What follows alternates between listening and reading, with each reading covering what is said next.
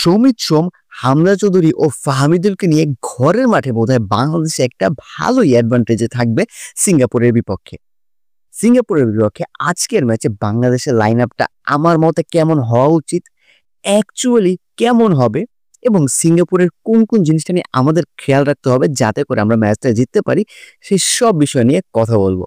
এছাড়াও কথা বলবো এই যে বাংলাদেশি ফুটবল আল্ট্রাস এবং বাংলাদেশ ফুটবল ফেডারেশনের মধ্যে একটা যে বড়সড় দূরত্ব তৈরি হয়ে গিয়েছে, সেটাকে আমার পার্সপেক্টিভ থেকে কিভাবে দ্রুত সলভ করা যায় বাংলাদেশ ফুটবলের ভালোর জন্য, সে বিষয় নিয়েও কথা বলবো। তো সব থেকে গুরুত্বপূর্ণ বিষয় আজকের ম্যাচ, যেটা সিঙ্গাপুরের সাথে বাংলাদেশের AFC Asian cup qualifying match, যেটা And আমার কাছে মনে হয় যে আজকের ম্যাচ অ্যাটলিস্ট হোমে যতগুলো ম্যাচ হবে আমাদের প্রতিটা ম্যাচ খুবই গুরুত্বপূর্ণ। সো অ্যাগেন আমি কেমন লাইন আপটা এক্সপেক্ট করতেছি, আমরা সরাসরি আসলে স্ট্র্যাটেজিতে চলে যাব। লাস্ট ম্যাচ নিয়ে হয়তো খুব বেশি আমি কথা বলতেছি না।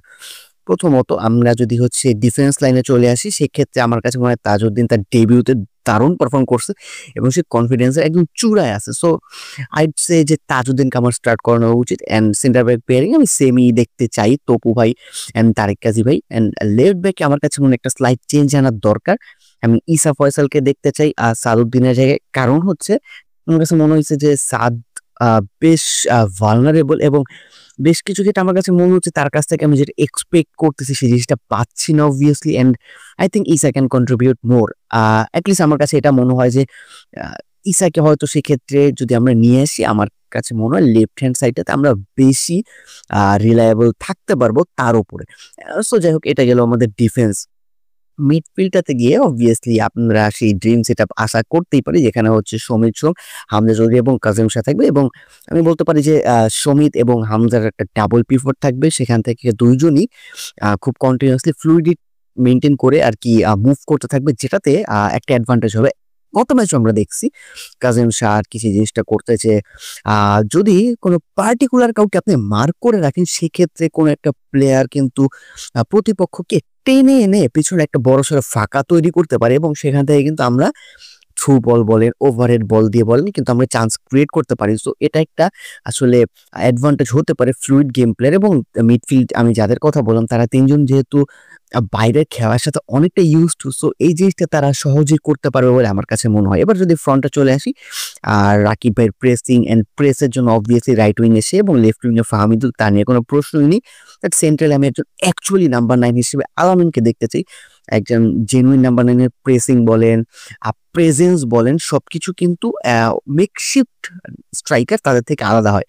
সো ইম্প্যাক্ট বেশি রাখতে হলে আমার কাছে মনে হয় আলামিনকে রাখতেই হবে। অ্যান্ড এই জায়গাটাতে আমরা দেখতে পেয়েছি গত ম্যাচে বাংলাদেশ বেশ হাই লাইনে খেলার চেষ্টা করেছে, যেটা আমরা সচরাচর বাংলাদেশ ফুটবলে দেখি না। বেশ ভালো প্রেসিং করতেছিল, অ্যাটলিস্ট ফার্স্ট হাফে আমরা বেশ অ্যাগ্রেসিভ ধরনের স্ট্রাকচার্ড প্রেসিং দেখতে পাইতেছিলাম। সো ওরকম একটা মেন্টালিটি আমরা এই ম্যাচও এক্সপেক্ট করব, কারণ জিততে হবে আসলে, জেতার কোনো বিকল্প ক্ষেত্রে নাই। অ্যান্ড ওই মাইন্ডসেট নিয়ে যদি আমরা এই ফরমেশনটা যদি অ্যাপ্লাই করি, আমার কাছে মনে হয় সেক্ষেত্রে বেশ ভালো। এবার চলে আসি বাংলাদেশের ফরমেশন অ্যাকচুয়ালি কেমন হতে পারে। সো এক্ষেত্রে আমার কাছে মনে হয়, যেটা আমি বললাম যে আমি সাদউদ্দিনের জায়গায় ইসা ফয়সালকে দেখতে চাই, সেখানে ইসা ফয়সালকে দেখা যাবে না, সাদউদ্দিন স্টার্ট করবে। সো ব্যাকলাইনটা হচ্ছে গত ম্যাচের ব্যাকলাইনে থাকবে। এবার মিডফিল্ডে যেহেতু হচ্ছে সোহেল ভাই গত ম্যাচে গোল দিছে, সো সোহেল ভাইকে তো শুরু করাবেই মাস্ট, সেটা কনফার্ম হয়ে গেছে। সো সোহেল ভাই, সমিত সোম অ্যান্ড হচ্ছে হামজা চৌধুরীর থাকবে মিডফিল্ড ট্রায়ো। অ্যান্ড কাজিম শাহকে আগের দিনের মতো উইংয়ে খেলাবে, রাকিব ভাই হয়তো স্ট্রাইকার থাকবে এবং লেফট উইংয়ে থাকবে হচ্ছে ফাহামিদুল। সো এই ক্ষেত্রে আসলে সেটআপটা কেমন হতে পারে, আমার কাছে মনে হয় সেক্ষেত্রে কাজিম শাহ অ্যান্ড হামজা চৌধুরী অ্যান্ড তাজউদ্দিন, তারা তিনজন মিলে রাইট ফ্ল্যাঙ্কটাতে জাস্ট কন্টিনিউসলি অবভিয়াসলি তাজউদ্দিন নিচেই থাকবে। এটা হচ্ছে হাফ স্পেস বলেন, প্লেয়ার ড্র্যাগ করে স্পেস যেটা জেনারেট করে, সেটার ক্ষেত্রে হয়তো আপনি হামজা চৌধুরী বলেন অ্যান্ড কাজেম বলেন, সেক্ষেত্রে সমিত সোমর আপনি মানে ইনক্লুশন দেখবেন ওই জায়গাটাতে। সো আমরা রাইট ফ্ল্যাঙ্কটাতে আমার কাছে মনে হয় সেক্ষেত্রে অনেক বেশি রিলায়েবল থাকতে পারবো। বাট আমি বলতেছি না যে ওইটা থেকে এটা ভালো না, আমার কাছে মনে হয় যেহেতু এটা খেলাতে চলেছে কোচ, আমার কাছে যেটা মনে হয়, সো সেই পার্সপেক্টিভে আমি কথা বলতেছি যে অ্যাকচুয়ালি প্ল্যানটা কেমন হতে পারে। অ্যান্ড হচ্ছে সমিত সোম সেখান থেকে হচ্ছে মেইন ক্রিয়েটরের কাজটা করবেন, Hamza Chowdhury box to box রোলটা প্লে করবে, আর যেখান থেকে হাউস স্পেসে রান মেক করার কথা সেখানে মেক করবে। And আমার কাছে মনে হয় ফাহামিদুল সেখান থেকে একটা ফ্ল্যাঙ্কে, যেহেতু সে ডিফেন্সিভ ডিউটি প্লাস অফেন্সিভ দুইটা খুব দারুণভাবে ব্যালেন্স করতে পারে, সো এগেইন সেম ধরনের আউটপুট আমরা হয়তো দেখতে পাবো এবং তার কাছ থেকে হয়তো আমরা গোলও দেখতে পাবো। সো এটা তো গেল হচ্ছে আমাদের কিরকম আমি এক্সপেক্ট করতেছি এবং কেমন হতে পারে। এবার যদি বলি সিঙ্গাপুরের কোন জিনিসটা, আপনারা হয়তো ইতিমধ্যে লাস্ট কিছু জিনিস হয়তো দেখে গেছেন যে তারা অ্যাকচুয়ালি এরিয়ালি বেশ ভালো। এটা স্বাভাবিক অ্যাকচুয়ালি। সবাই যেটা বলছে যে এরিয়ালি আসলেই তারা ভালো। বাট এটা ছাড়াও আমার কাছে মনে হইছে যে লাস্ট ২০২৪ সালের কিছু ম্যাচের আমি কিছু হাইলাইটস দেখতেছিলাম। তো সেখান থেকে আমার যে ডাটাগুলো থেকে আমার মনে হইছে যে কয়েকটা জিনিস সেখানে তুলে ধরি। ঠিক আছে? ফার্স্ট অফ অল আমার কাছে মনে হয়েছে যে টপ টায়ারের যে টিমগুলো মানে তাদের থেকে র‍্যাঙ্কিং বেশ উপরে। সো সেই টিমগুলোর এগেইনস্টে তারা লো ব্লক ঘাপটি মেরে থাকতে পছন্দ করে। বাট তাদের সমকক্ষের বা তাদের থেকে নিচে যে টিমগুলো তাদের এগেইনস্টে তারা বেশ আ প্রেস করে খেলে। এমন বলব না তারা খুব হাই লাইন মেইনটেইন করে, বাট তারা কিন্তু ভালো রকমের প্রেস করে। অ্যান্ড তারা স্ট্রাকচারড প্রেসই করে, বিল্ড ফ্রম দ্য ব্যাক খেলার চেষ্টা করে, ডায়াগোনাল পাসেস তারা খেলে। সো ওই জায়গা থেকে তারা কিন্তু একটা প্রফেশনাল গেম প্লে নিয়ে আসার চেষ্টা করে সিঙ্গাপুর। অ্যান্ড সেখান থেকে তারা যেহেতু অ্যাগ্রেসিভ খেলে তারা স্কোর বের করে আনতে পারে। বাট এই পুরো জায়গাটাতে লুপহোল কি আছে?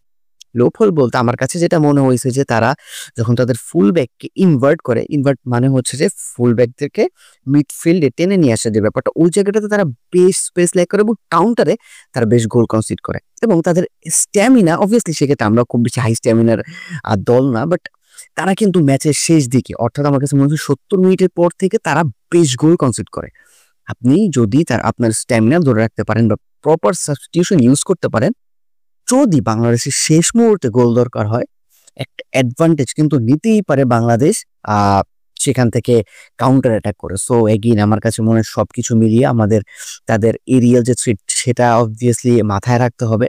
আমাদের মাথায় রাখতে হবে তারা যেরকম প্রেস করে সেই প্রেসিংটাকে আমরা কিভাবে অ্যাবজর্ব করতে পারি। কারণ আমাদের কাছে হামজা, সমিত সোম, কাজেমের মতো মিডফিল্ডার আছে। সো আমরা প্রেস অ্যাবজর্ব করে ফাঁকা জায়গা বের করে বল ডেলিভার করে কিন্তু আমরা কাউন্টার দিতে পারি, যেটা কিন্তু সিঙ্গাপুরের অ্যাকচুয়ালি উইক পয়েন্ট। সো যাই হোক আপাতত দেখা যাক কি হয়। অ্যান্ড হচ্ছে যেটা নিয়ে আমি কথা বলতেছিলাম যে বাংলাদেশি ফুটবল আল্ট্রাস এবং বাংলাদেশ ফুটবল ফেডারেশনের মধ্যে একটা যে দ্বৈরথ বা একটা দূরত্ব চলে এসেছে। ছেলেরা এতদিন ধরে অ্যাকচুয়ালি বাফুফে ভবনের সামনে বসে আছে। টিকিটের আসে। এখন আপনি বলতে পারেন যে আপনার কাছে অযৌক্তিক লাগতে পারে যে ওরা কেন এমন করছে, কেন আগে কাটতে পারে নাই। বাট যারা আল্ট্রাস কালচার নিয়ে জানেন তারা জানে যে অ্যাকচুয়ালি তাদের জন্য আলাদা কিছু একটা সেট অফ সিটস বুক করা থাকে। তারা সেই অনুযায়ী পে করে কিংবা নাও করে, সেটা হচ্ছে আ ক্লাব বা দলের উপর ডিপেন্ড করে। বাট তারা হয়তো সেই জিনিসটাতে পে করবে। বাট তাদের একটা পার্টিকুলার গ্যালারি থাকে, যেটা তারা হচ্ছে ম্যাচের আগেই তারা বুঝে নেয়। আর হচ্ছে সেই জিনিসটা তারা হয়তো চেয়েছিল, এবার তারা সলিউশনের জন্য চেয়েছিল যে টিকিট তেমন ৩,০০০ থেকে কমিয়ে ১,০০০ এ নিয়ে আসা হয়েছে তাদের। সো ওই জায়গাটাতেও তাদের সাথে হচ্ছে বাফুফে অফিসিয়ালস কেউ কথা বলেনি। এখানে আপনি প্রশ্ন তুলতে পারেন তারা কেন গেটে তালা লাগাবে বা এমন কিছু। বাট তাদের সাইড থেকে হয়তো চিন্তা করলে আপনার কাছে মনে হবে যে যেহেতু আমি সাড়া পাচ্ছি না, অফিসিয়াল কেউ এসে দেখা করতেছে না। আর্মি আসতেছে, পুলিশ আসতেছে, বাট অফিসিয়াল কারো তো প্রেজেন্স আমরা একটু দেখতে চাই। এটা হয়তো তারাও দেখতে চাইতেছিল।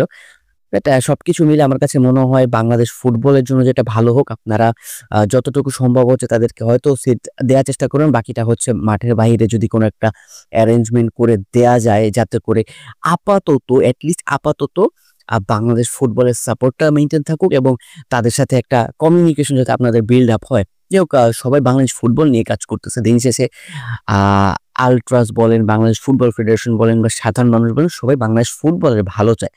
সো আমরা চাবো না যে আসলে ওই ভালোবাসার জায়গাটা নষ্ট হোক কখনো। সবাই যাতে সুন্দর একটা সলিউশনে চলে আসে, এটাই আশা থাকবে। ততক্ষণ পর্যন্ত সবাই ভালো থাকবেন। পিস।